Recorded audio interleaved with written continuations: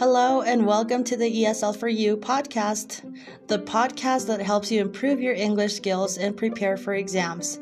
I'm your host, Faby, and today we're going to talk about the fear of aging and how we can avoid being afraid to age.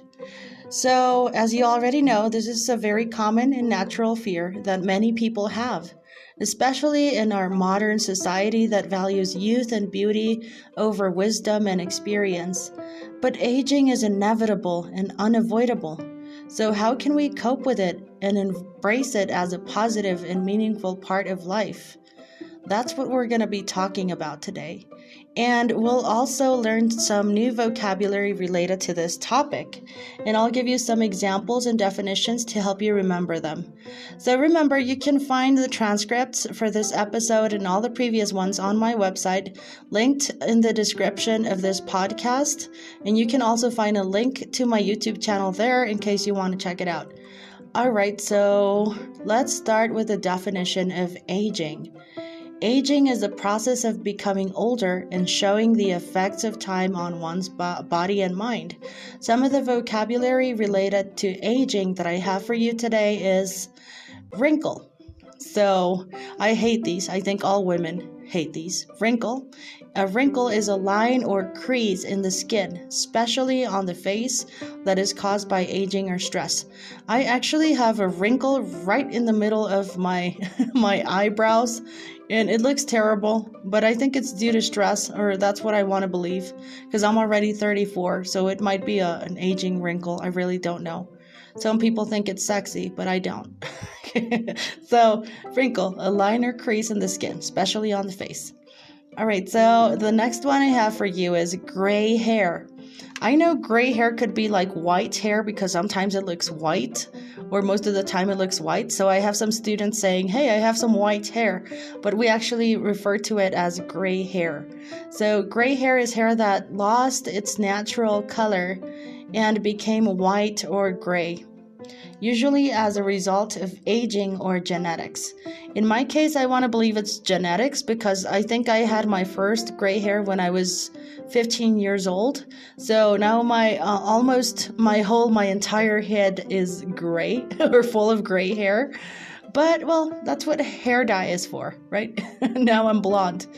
All right, and the next one is memory loss. Memory loss is the inability to remember things that happened in the past or information that was learned before.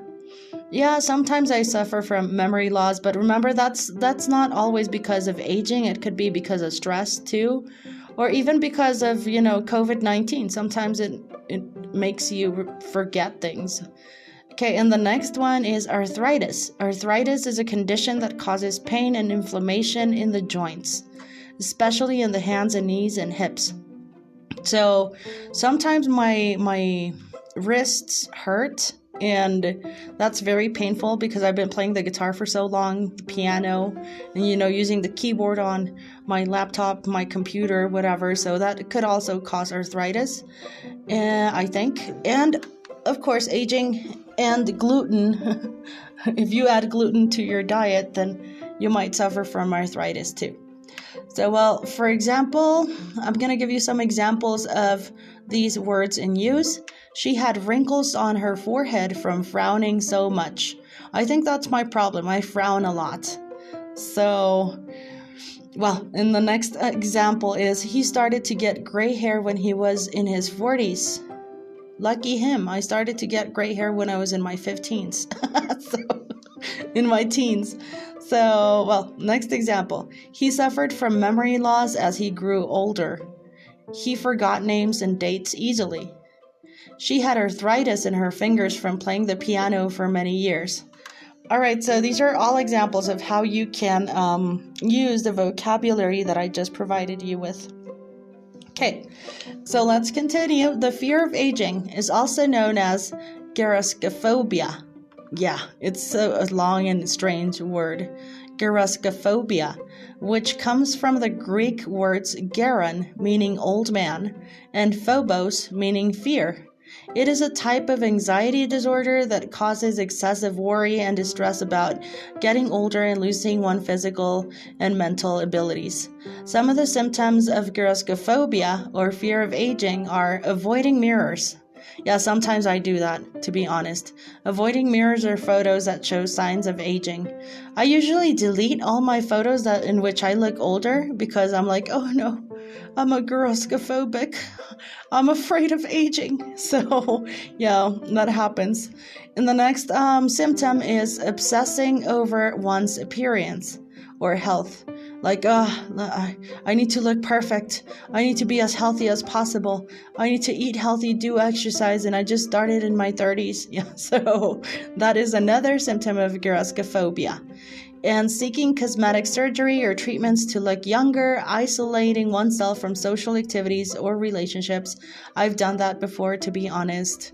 And feeling depressed or hopeless about the future. That I don't do because I don't feel that old yet. So, all right, here are some examples of these vocabulary words in use. The first one is, he avoided looking at mirrors because he hated seeing his wrinkles and sagging skin. She obsessed over the mole and spot on her face. She spent a lot of money on creams and injections to look younger. He sought cosmetic surgery to lift his eyelids and lighten his jawline. She isolated herself from her friends and family because she felt ashamed of her age. He felt depressed and hopeless about his future. He thought he had nothing to look forward to. All right, so the fear of aging can have many negative effects on one's well-being and quality of life. It can cause stress, anxiety, depression, low self-esteem, loneliness, and even suicidal thoughts.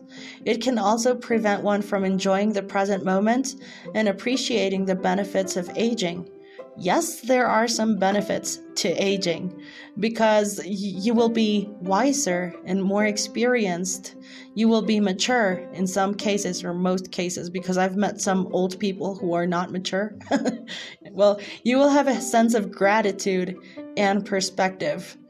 If you appreciate the benefits of aging, you will be wise, experienced, mature, grateful, and have a great perspective. So how can we overcome the fear of aging and accept it as a natural and inevitable part of life? There are many ways to do that, but here are some of the most effective ones.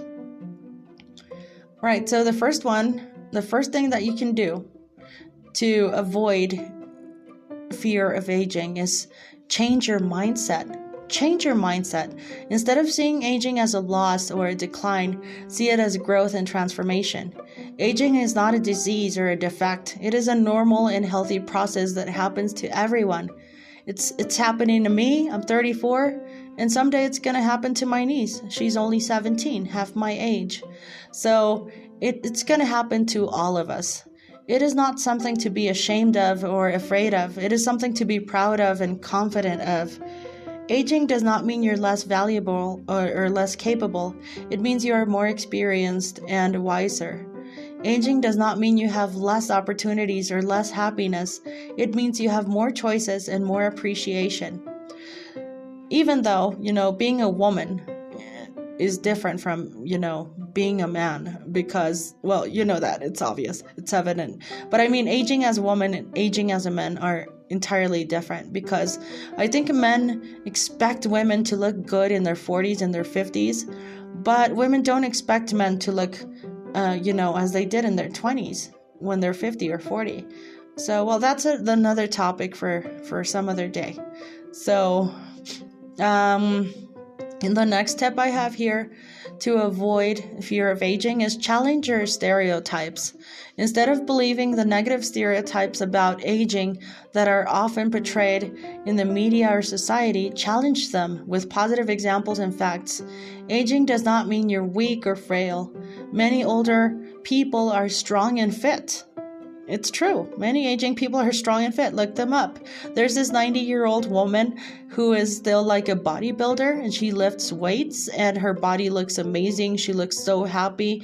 I mean, she does look old. I mean, you look at her face and her gray hair and you know that she's an elderly person, but she's not that typical granny who's baking cookies in an oven and she's kind of overweight and sick.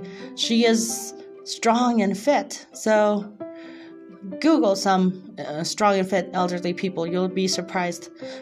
So, aging does not mean you are boring or irrelevant. Many older people are creative and influential. Aging does not mean you're lonely or isolated. Many people have supportive and meaningful relationships. Like my grandpa, he's like about to turn 90.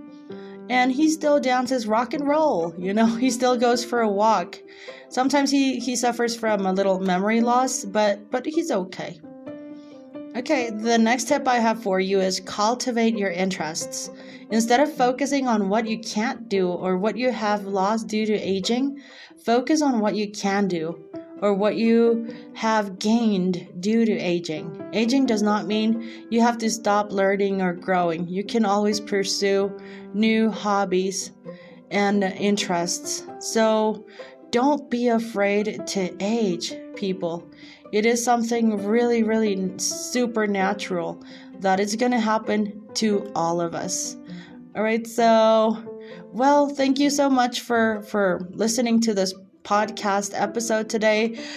Don't forget that we are all going to age and we are all going to die. We will never know when or how it's going to happen. But, that's what spices up your life. We don't really know. Somebody came to me 5 days ago and she told me she had cancer and she was going to die. Okay, I try to be empathetic and I try to tell her, you know what, I'm so sorry that's happening to you and blah, blah, blah. But, she kept saying, but I'm going to die and I'm going to die and I'm going to die. So I got kind of sick of it, and it might sound a little, improper, but I told her, you know what, I'm going to die too. And everybody in this room is going to die too. We just don't know how and when. And neither do you. I mean, I told her I could just get out of this cafe and be hit by a car and bye-bye, Faby. See you in the next life, right? So we're all going to die. So enjoy your life. Enjoy every moment of your life. If you're old right now, or you feel old, if you're in your 30s, 40s, 50s, or even 60s or 70s or 80s, remember to thank whatever you believe in. Thank God, thank Allah, thank the universe, thank Buddha, or thank whoever or whatever you believe in, because you are alive and you're able to listen to this podcast. That means that your hearing is working. That means that you're into learning something new. So just remember that. It can make a huge difference to be thankful and grateful and always willing to help others, because, that's also, the rule of life. Well, maybe not the rule of life, but you have to help others as much as possible. So remember that. And that said, I know I went off topic, if not a little, a lot. Thank you so much for listening to this podcast. Remember to leave a comment or question if you have one. So see you next time.